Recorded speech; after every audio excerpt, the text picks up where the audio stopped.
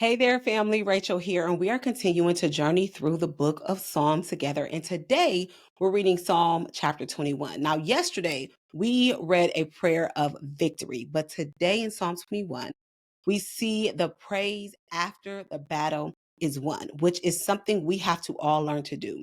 We want to praise immediately once God brings victory in any battle that we're going through in life. So let's go ahead and read Psalm chapter 21 together. How the king rejoices in your strength, O Lord. He shouts with joy because you give him victory.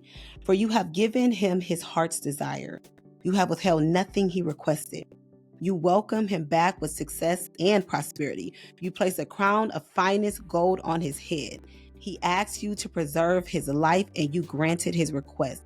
The days of his life stretch on forever. Your victory brings him great honor, and you have with splendor and majesty. You have endowed him with eternal blessings and given him the joy of your presence. For the king trusts in the Lord. The unfailing love of the Most High will keep him from stumbling. You will capture all your enemies. Your strong right hand will seize all who hate you. You will throw them in a flaming furnace when you appear. The Lord will consume them in his anger. Fire will devour them. You will wipe their children from the face of the earth. They will never have descendants. Although they plot against you, their evil schemes will never succeed.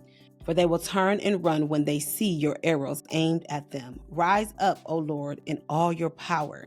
With music and singing, we celebrate your mighty act. Y'all, this is a psalm of celebration. Look at verse 5. Your victory brings him great honor. You have clothed him with splendor and majesty. He is acknowledging the victory has come from the Lord.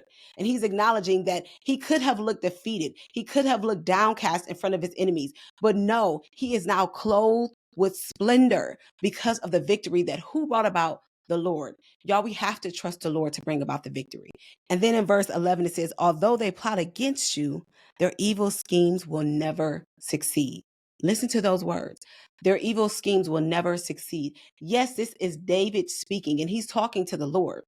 But know that we are one with Christ. So although we may have enemies and our enemy may be plotting against us, they may be plotting evil schemes, they will not succeed. That's so important to remember because sometimes in the midst of it, y'all, it feels like they're winning. Okay, let's just be honest. But we have to remind ourselves in those moments, you know what? Their evil schemes will not succeed against me because I belong to the Lord.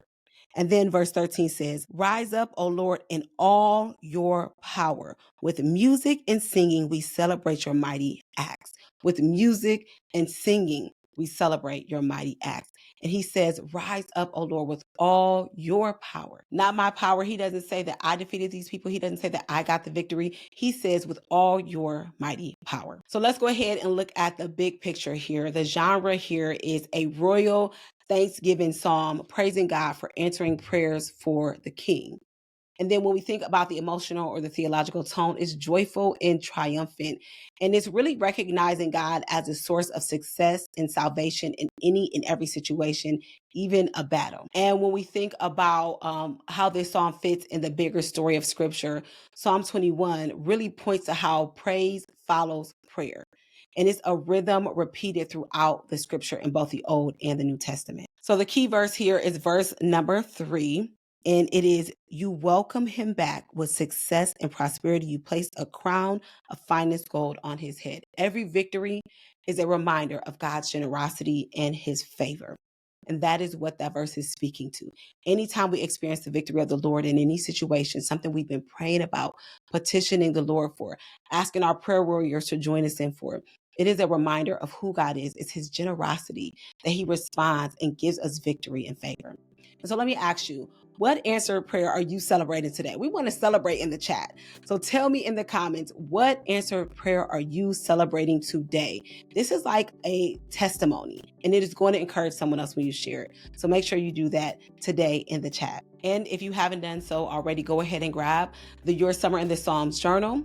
Make sure that you go to wordandseed.com for that, as well as the YouVersion Bible plan that goes along with our study in the Psalm together.